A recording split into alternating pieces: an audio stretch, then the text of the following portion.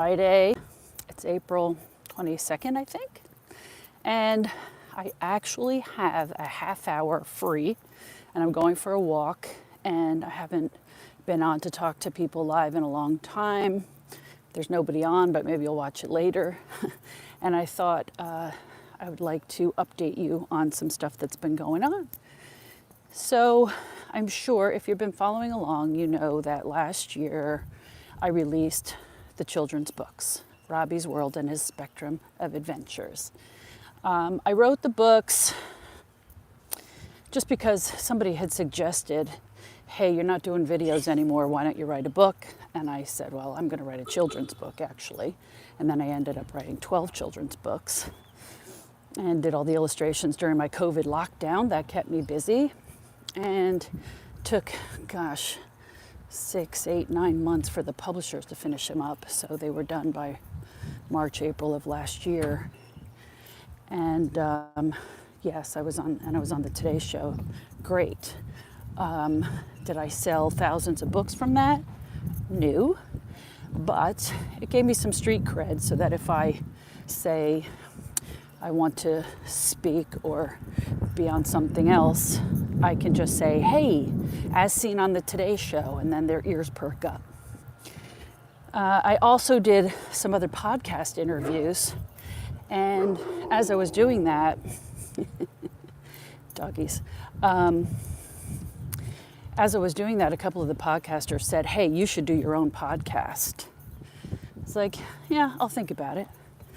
And then in March, Governor of New Jersey, his wife, she reads children's books every week. And somebody had said, oh, I know somebody that works at the governor's office. Let's see if maybe she'll read your book. And by the way, they want to do something for autism families. And that lit a fire under me. I was like, he wants to do something? Like what? Does he know what autism really is? Does he have a child with autism? Does he know what it's like to have a child with autism? Does he know any families that have autistic kids? Does he know what the families really need? Before he passes some nonsense that we don't need, how about he talk to some actual families and find out what they actually need? So I took it upon myself to call a bunch of moms that I knew, and I put them on my YouTube channel, and you can see those interviews. It's like the first 6 of them are all my friends that have autistic kids. And I was like, wow, I find these very interesting. I'm going to keep going, and I think I'll turn this into the podcast. So I did. So that's how that all started. I hope you watch, and I hope you enjoy them. I know it's not Robbie, but it's actually my journey. I'm learning as I go. And as I keep meeting people and talking to these moms, I'm learning other things, and that sparks another interview with somebody else. Like the first 6 moms were divorced.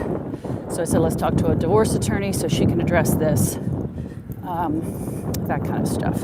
So that's what's been happening with that. I'm going to be speaking at an autism conference the end of this month. I'll be in Pittsburgh, April 30th, Saturday, April 30th.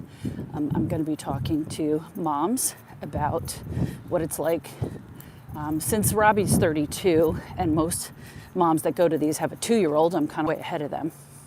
So I'm going to just talk to them kind of about my journey, but they titled my talk, How to Be a Warrior Mom. And I'm going to just basically tell them my message. What I've been saying all along is if you want things to get done, you're going to have to do it yourself. You can't sit and wait for other people to do it. So, and I'll tell them the story of how the Autism Foundation started by moms and things like that. All stuff that if you watch my videos, you know. And another thing that's very interesting is over the past year, I keep meeting people involved in politics, which is odd because I've always tried very hard to steer clear of politics. And my husband worked for the town, and he never wanted me to be a part of the Republican committee or whatever because he was afraid it would affect his job because the borough council and things vote on his salary and things like that. Well, my husband's retired. He retired last year. He's been retired for a year now. So now I feel like, well, now I can do whatever I want. So last May, I did an interview with Jersey First. Elizabeth Nader, she does a lot of political commentary, and she wanted me to come on and talk about autism in New Jersey.